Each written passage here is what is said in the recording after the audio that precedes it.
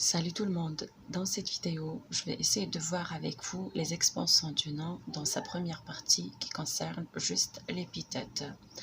Alors essayez de suivre attentivement pour bien comprendre. Commençons par un détail d'ensemble.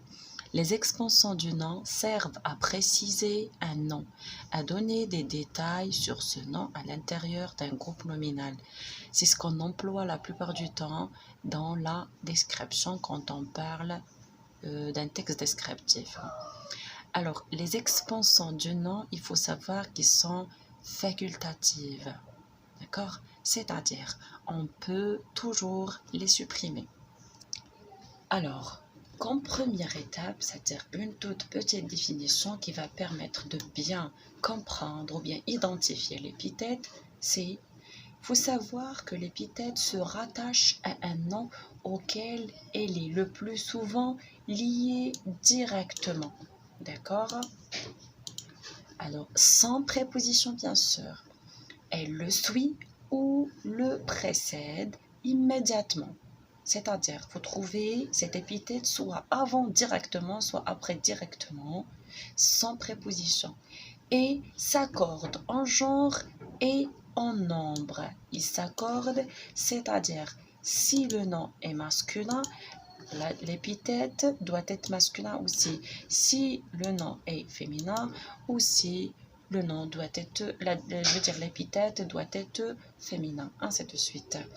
Un autre élément à savoir concernant l'épithète, c'est qu'il peut être supprimé sans nuire à la correction de la phrase, c'est-à-dire au côté sémantique de la phrase, ou bien en modifier profondément le sens.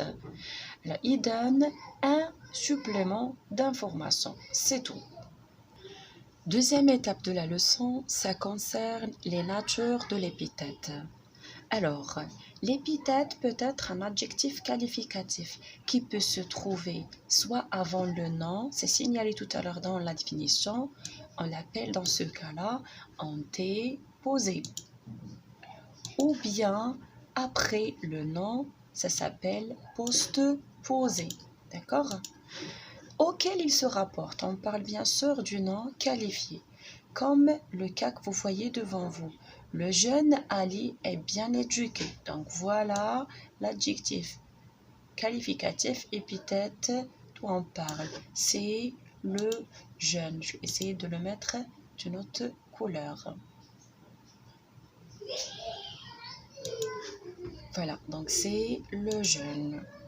J'espère que ça se voit clair. Deuxième cas. Cette épithète peut être un groupe adjectival. Quand un adverbe, bien un autre mot, glisse entre le nom qualifié et l'adjectif, on parle de l'épithète groupe adjectival. Exemple pour illustrer ceci, une terre très féconde. Voilà de quoi on parle. Très féconde est nécessaire pour faire pousser des légumes.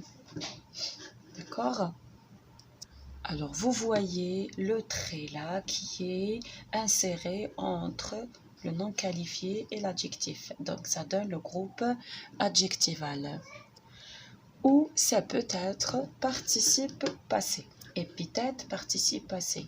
Exemple, c'est un quartier connu mais peu intéressant. Voilà de quoi on parle. C'est un participe passé qui sert à qualifier le quartier. Un quartier connu. D'accord? C'est un participe passé. Participe passé du verbe connaître qui sert à qualifier. Donc, c'est la fonction, c'est épithète et la nature, c'est adjectif qualificatif. Ou ça peut être un groupe participial qui se compose d'un participe plus un adverbe ou un autre mot glissé juste à côté. L'exemple, c'est « Cette salle bien éclairée est la mienne ». Donc, voilà de quoi je parle. Vous avez le participe avec un adverbe. Ça donne groupe participial. Ou ça peut être un participe présent, épithète sous forme d'un participe présent qui sert à qualifier le nom de la phrase. L'Union européenne a publié des recommandations visant à améliorer la situation des jeunes. Donc, vous voyez ici les recommandations visant, voilà, qu'on parle. C'est le participe présent. C'est le mot qui se termine par ANT. Et là, il y a une toute petite chose à savoir, c'est qu'il ne s'accorde pas. Le participe présent est un mot tiré du verbe et qui se termine par ANT et il ne s'accorde pas. Ou bien, un autre exemple, c'est groupe participial composé d'un participe présent plus un groupe de mots, un adverbe ou un groupe de mots. L'exemple est les véhicules roulant trop vite sont rares. Voilà de quoi on parle.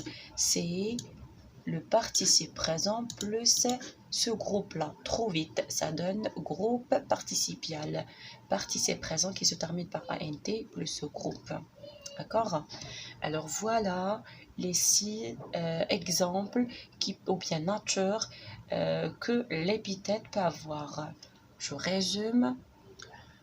L'épithète peut être adjectif qualificatif au groupe adjectival, participe présent au groupe participal, participe passé au groupe participial. Voilà. Dernier point à citer, ça concerne ces 2 cas particuliers. Alors parfois l'épithète change de sens selon sa place. Regardez, un grand homme, un homme grand. On a employé pour qualifier plutôt homme, on a employé grand dans les 2 exemples. Mais regardez, la place a changé le sens. Dans le premier exemple, un homme grand, c'est par sa taille. Un homme grand, un homme petit. Et deuxième, un grand homme, c'est par son importance. D'accord? C'est la place occupée dans la société. Donc, voilà le premier cas. Deuxième, plusieurs épithètes peuvent se suivre. Dans ce cas, on parle d'une énumération. Vous voyez la boue, alors sale, alors on a employé sale pour la qualifier, molle aussi pour la qualifier, employé grasse. Donc vous voyez une énumération pour cette raison. Alors, la boue, je veux dire la boue sale, molle et grasse, giclée de chaque côté du camion. Donc vous avez une énumération. Et le et ici, cette conjonction de coordination ne sépare pas, d'accord? Mais si ne sépare pas, je veux dire, c'est pas attribut, mais c'est épithète toujours. Alors j'espère que la vidéo contient des informations qui explicitent bien cette fonction qui sert à développer la description.